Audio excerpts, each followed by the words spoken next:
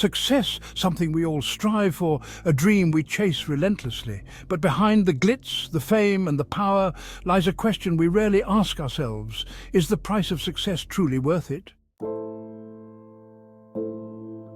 Consider the case of Robin Williams, a man loved by millions, who brought laughter to the world.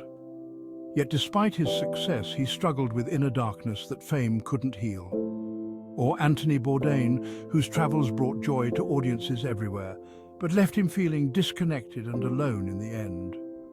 For some, success opens doors, but it also builds walls, between them and the simplicity they once enjoyed, and between them and their peace of mind. Then there's the weight of expectations. Michael Jackson and Whitney Houston are two of the most iconic figures in music history. But with fame came immense pressure.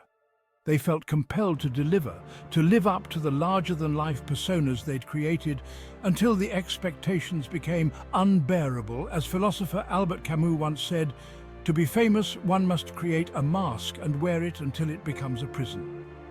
In the end, they became prisoners of their own success, unable to escape the identities the world had constructed for them.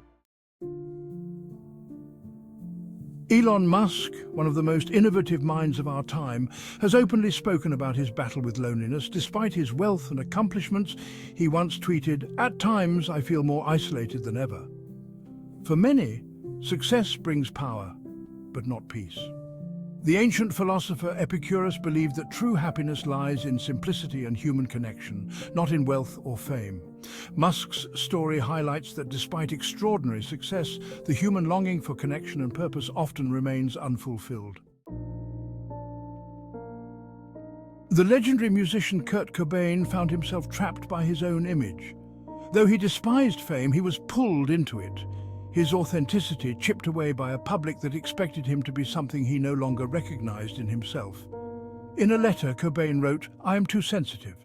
I need to be slightly numb in order to regain the enthusiasm I once had as a child." The philosopher Soren Kierkegaard suggested that to dare is to lose one's footing momentarily. Not to dare is to lose oneself. Cobain dared, but in the process lost himself to the expectations of others. So, is the price of success worth it?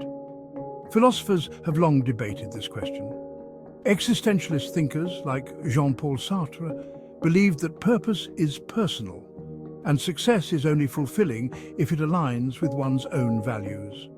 For those who pursue success as a means to an end, Sartre would argue that true fulfillment remains out of reach.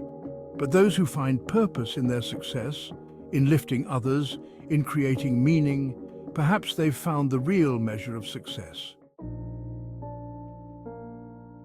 At the end of the day, success can elevate or it can consume.